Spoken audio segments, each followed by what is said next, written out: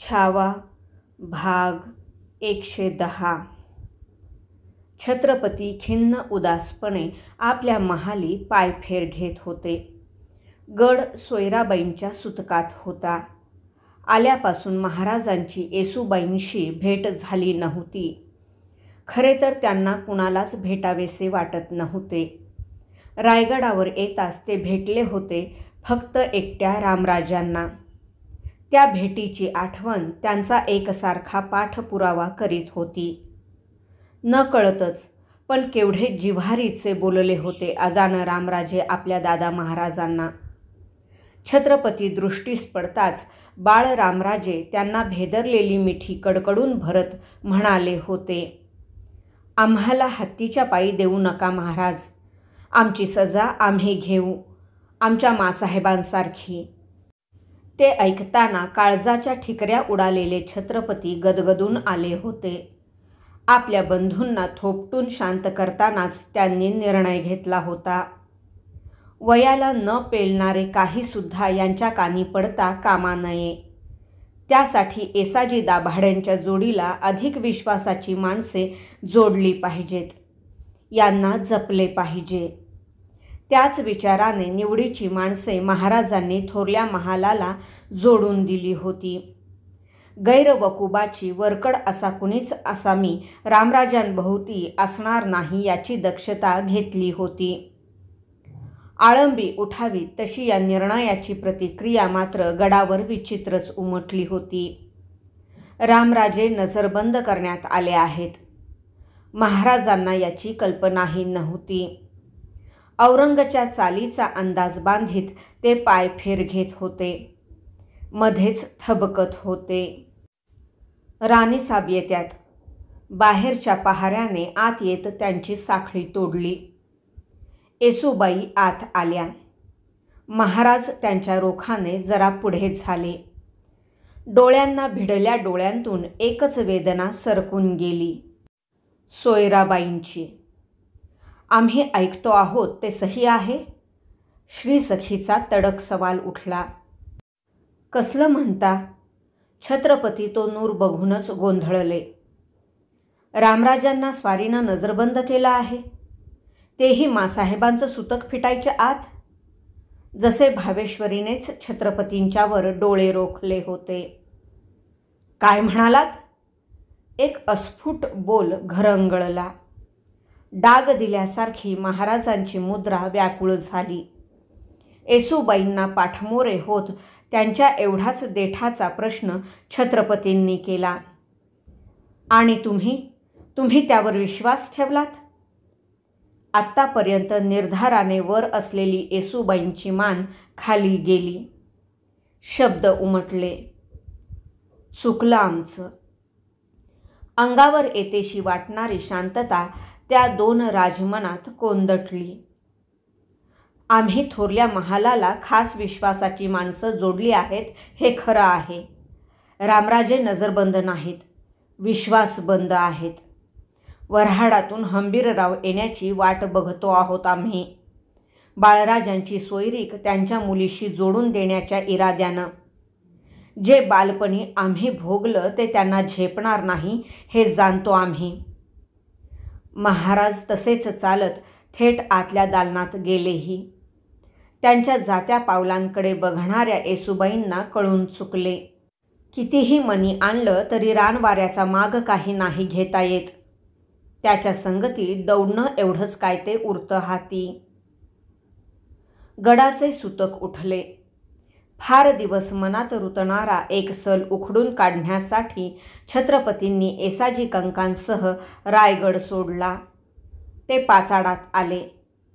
पाचाडात 15,000 घोडालोक जीनबंदीने खडा ठाकला होता.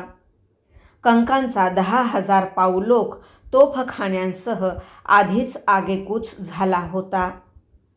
गिरजोजी यादव, विनायक उमाजी, खंडेराव पानसंबळ, बाजीराव जेधे, येसाजी कंक अशा शेलक्या मंडळींबरोबर महाराजांनी जमल्या फौजेवर एकदा देख टाकून घेतला.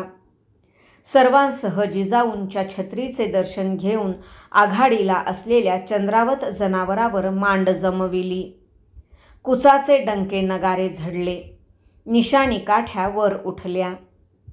छत्रपतींनी हात उठवून इशारत देताच पाठचा घोडा लोक टापांवर पडला. खासा महाराज चालून निघाले. स्वारी नगरवर.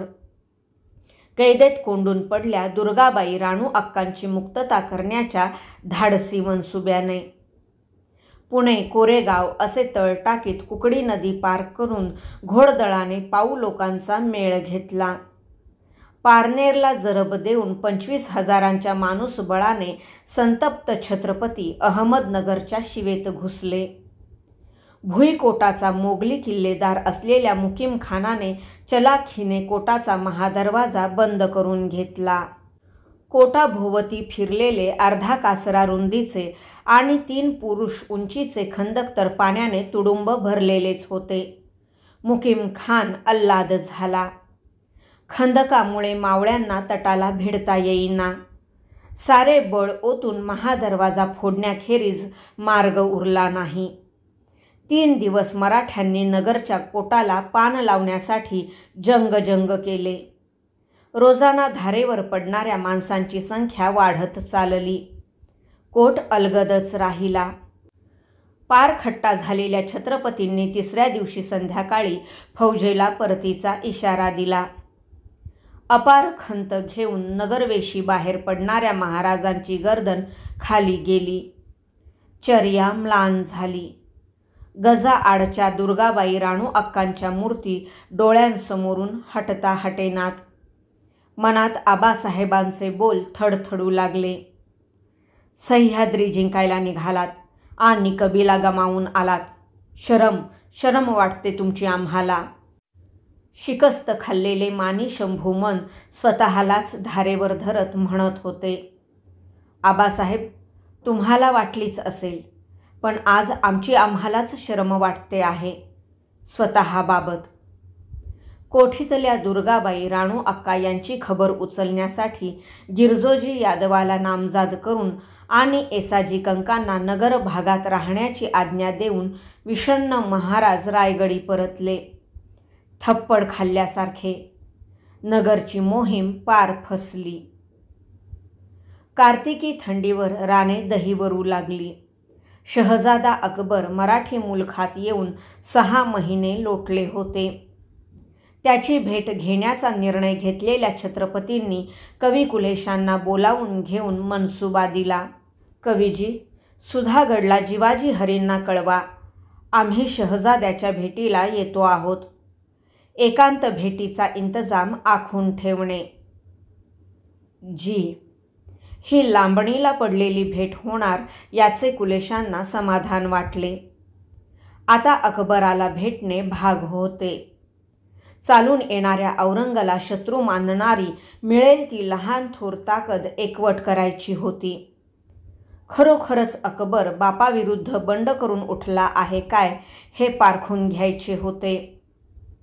कार्तिकाचा शुद्ध पक्ष धरून कवीजी प्रल्हाद निराजी यांच्यासह निवडक शिबंदी घेऊन छत्रपती रायगड उतरले. निजामपूर रोहा अशा मजला ठेवत पालीच्या शिवेवर आले. शिवेवर आपल्या माणसांनिशी जिवाहरी रुजू होते. डुईला केशरी साफा बांधलेला, मध्यम वयाचा, ठसठशीत अंगलटीचा एक तगडा रजपूत मर्दानाही आगवानीसाठी खडा असलेला महाराजांना दिसला. तो डोळे जोडून मराठ्यांच्या छत्रपतींना निरखत होता. पाय उतार झालेले महाराज जिवाजींची अदब घेत पुढे झाले. त्या रजपूत सुरम्यावर नजर खेळलेले महाराज त्याच्यासमोर येताच त्याने नम्र भावे गुडघे टेकून गर्दन झुकवून रजपुती रिवाज दिला. जिवाजींनी तत्परतेने त्याची ओळख पटती केली. हे दुर्गादास राठोड, शहजाद्यांचा दोस्ताना राखण्यासाठी दक्षिणेत आलेत. जय एकलिंगजी. पादशहा सलामत मुल्क मराठ के खिदमत में तस्लीम. दुर्गादास पुन्हा मानेत लवला. छत्रपतींनी झुकून आदराने राठोडला वर घेत उर भेट दिली. सर्वांसह राजस्वारी सुधागडच्या खासेवाड्यात आली. थाळे आणि विश्राम होताच कलत्या दुपारीला कवीजी, नेताजी पालकर, प्रल्हादपंत अशा आसामींनिशी महाराज बैठकीच्या दालनात आले. जिवाजींनी दालनाचा सरंजाम, उंची लोड, गिरद्या, रुजामे टाकून देखणा केला होता. छत्रपतींनी बैठक घेतली. शहजादा अकबर पाली भागातील कसबा धोंडशाला एका साध्या कौलारू घरात तळ देऊन होता. त्याची माणसे उघड्या माळावर राहुट्या टाकून होती. जिवाजी अकबराला आणण्यासाठी त्याच्या तळावर गेले होते. कवीजी, आज तिथी कोणती? महाराजांनी पाठीशी उभ्या असलेल्या कुलेशांना विचारले. जी, कार्तिक शुद्ध त्रयोदशी. कवींनी पूर्तता केली. महाराजांनी बैठकीवरच्या तबकातील एक गुलाबी गेंद उचलला. त्याला चिमटीत फिरका देत कसल्या तरी विचाराने ते गिरदीला रेलले. 3 सालांपूर्वीचे असेच थंडीचे दिवस त्यांना आठवले. तो माहुलीचा संगम घाट, सरसरत चाललेल्या नौका, पठाणी तळ, तगडा बेगुमान दिलेर, भटकल्या क्षणांवर वाया गेलेलं आणि कधीच न पुसता येणारा काळीमा घेऊन आलेलं पुरतं एक साल. आता भेटीस येणारा अकबर आणि त्यावेळचे आम्ही, यात तफावत काय? अकबर आपल्या जन्मदात्याविरुद्ध बंड करून आला आहे. आमचं होतं आबासाहेबांविरुद्ध बंड. अकबराला दिल्लीच्या तख्ताची आस जडली आहे. आम्हाला होती रायगडाच्या सिंहासनाची? नाही, नाही. मग कोणाविरुद्ध होतं आमचं बंड? तो तर आमचाच आमच्या विरुद्ध पुकारला उठाव होता. गाफील, अविचारी. तो समजून घेण्याची कुवत होती आबासाहेबांच्यात, म्हणूनच तर आम्ही परतलो. नाहीतर हा अकबर परतेल आपल्या जन्मदात्याकडं? कधी मनात आलं तरी? घेईल औरंग त्याला आपल्या छातीशी पित्याच्या मायेनं? आणि हा तरी काय करील? आपल्या बापाचं जर याच्या मनासारखे फासे पडून दिल्ली तख्त याच्या हाताशी आलं तर? आमच्या स्वप्नात तरी कधी आबासाहेबांबद्दल वेडवाकडं आलं होतं? हीच ती तफावत आहे.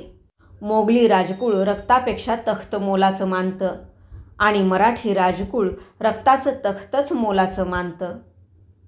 जिवाजी लगबगीने दालनात आले. तिवार मुजरा करत दरवाजाकडे हात रोख देऊन म्हणाले, शहजादा अकबर येत आहेत. छत्रपती बैठकीवरून उठले. जरी कोयऱ्यांच्या नक्काशीचा सफेद तलमजामा अंगी घातलेला, पाचू पदकाचा हिरवा कंच मोगली बसका किमॉश मस्तकी चढविलेला, चुणीदार तलमतुमान पेहनलेला तरणाबांड शहजादा अकबर आत प्रवेशला. त्याच्या छातीवर छत्रपतींनीच नजर केलेला मोतीकंठा होता. कोरल्या दाढीची चर्या काटेफाड्याच्या बोंडागत लालबुंद होती. नकळत क्षणभर दरवाजातच खिळून पडल्या अकबराने नजर एकवटून समोरचे मर्दपण निरखले. बऱ्हाणपूर दफा करणारे. एकच विचार त्याच्या मनात सरकून गेला, ये इतने तो इनके अब्बाजान कैसे? शाही हास्य खुलवीत हात पसरते घेऊन शहजादा अकबर तरातर पुढे आला. छत्रपतींनी त्याला खांदा भेट दिली. त्याचा हात हाती घेत इत्मामाने त्याला बैठकीवर आणून बसविले. मिर्झा यहुद्दीन शुजाई, वकील अब्दुल हमीद, दुर्गादास राठोड ही शहजाद्याची विश्वासू माणसे त्याच्या बगलेला अदबीने उभी राहिली. परस्परांनी एकमेकांना नजऱ्याण्यांचा रिवाज केला. छत्रपती आपल्या हातचा गुलाब गेंद अकबराच्या हाती देत म्हणाले, हा तुमच्या देशीचा गेंद, आमचा पहिला मेहमान, आम्हास आवडतो. राजे काव्य बांधतात हे ऐकून असलेला शहजादा दिलखुलास हसत उत्तरला, बहुत खूब शायरी मिसाल है ये आपका राजा साहब, हम भी अच्छे लगेंगे आपको. दिलेला गेंद त्याने चटकन नाकाशी नेला. एकांत घेण्यासाठी आपल्या माणसांना महाराजांनी हात उठवून इशारत दिली. ठरल्याप्रमाणे कविकुलेशांखेरीज सर्व बाहेर पडले. अकबरानेही दुर्गादास राठोडाखेरीज आपल्या माणसांना निरोप दिला. छत्रपतींनी सावधपणे भेटीच्या विषयाला हात घातला. आमच्या देशीचे हे दख्खनी हवामान मानवेल तुम्हास शहजादे? शाही हवा से ये जरे दरे की हवा कम खतरनाक है राजासाब. रोख ओळखून आपल्या बापाबद्दलची सूचक नापसंती अकबराने नोंदवली. एकमेकांचा अंदाज घेत मने खुली होऊ लागली. आमच्या विरुद्ध बांधल्या बनावाचे कागदपत्र थेट आम्हाला धाडून थोर काम केलं आहे तुम्ही शहजादे. महाराज अकबराचे ते कृत्य विसरूच शकत नव्हते. वो इनकी करामत है. अकबराने दुर्गादासाकडे हात केला. तगडा राठोड नम्रपणे लवला. आम्ही नाही समजलो. महाराज दुर्गादासाकडे बघत बोलले. वो इनकी नेक सलाह थी राजा साहब. बड़े ईमानदार है दुर्गाजी. इनकी मसलत थी खलीते आपको पेश करने की. पहिल्या नजर भेटीतच दुर्गादासाबद्दल महाराजांचे मत चांगले झाले होते. ते वाढले. आपल्या सेवकाबद्दल गौरवाचे बोल काढणाऱ्या अकबराबद्दलही ते अनुकूल होत चालले. पुढचा मनसुबा काय तुमचा शहजादे? छत्रपतींनी मूळ धरले. असंख्य चावऱ्या आठवणींनी अकबराची लालगौरचर्या वेढून गेली. जन्मदात्याविषयीचे तिखट कडवे बोल त्याच्या जबानीतून सुटले. आलमगीर हिंदुस्तान को दफा कर देगा राजा साहब. ये कोई तरीका है सल्तनत का कि रियाया हैरान हो? जिजिया, बुत शिकनी, जुल्म और कत्ल. कैसे रहेगा हिंदुस्तान का भरोसा शाही खानदान पर? आलमगीर अपने आप को और शाही खानदान को खतरे में डाल रहा है. ये रोकना है, जान की कीमत पर. तो बोलला ते सत्य होते, पण कितीतरी अवघड. आपल्या बापाचे दोष अकबराला अचूक कळले होते, पण त्याच्या अफाट ताकदीचा अंदाज समजण्यास शहजादा अपात्र होता.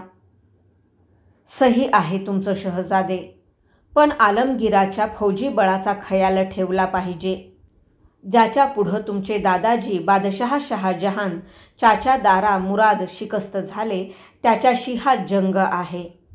त्यासाठी काही मसलत? शांतपणे महाराजांनी अकबराला त्याच्या रक्ताची आलमगीराने लावलेली वासलात कौशल्याने कानी घालून सुरावर घेतले. अकबर दाराचा जावई होता आणि त्याच्या विचारांवर बरीचशी दाराचीच छाप होती. सरळ धोप चाल बोली भाषेला ठीक असली तरी राजकारणाला ती लागी नसते. औरंगजेबासारख्या पाताळयंत्री व शूर प्रतिस्पर्ध्याबाबत तर ती कधीच नसते. छत्रपती ते जाणून होते. आग्र्याची कोठी ते काही विसरू शकत नव्हते. अकबराने छातीवरचा मोतीकंठा क्षणभर चाळवला. औरंगजेबाला शिकस्त देण्याची मनची मसलत त्याने खोलली. बिल्कुल दुरुस्त है आपका ख्याल राजा साहब. अब आलमगीर दक्खन पर चला आ रहा है. हम उत्तर में राजस्थान लौटना सोचते हैं. हिंदुस्तान में आलमगीर की होड़ लेने की ताकत दो ही मुल्कों में है, राजपूत और मरहट्टों के. जयपुर का राजा मिर्ज़ा राजे जयसिंह का कुंवर राम सिंह आलमगीर पर खफा है.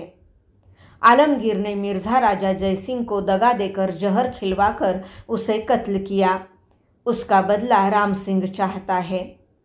हमें उम्मीद है दुर्गाजी और राम सिंह की मदद से हम राजपूतों को इकट्ठा बांधेंगे. पर्शिया के शाह को भी हाथ देने के लिए लिखा है हमने. राजा साहब, इस वक्त आप जोड़ देते होंगे तो आलमगीर का नामो निशान मिटा देंगे हम.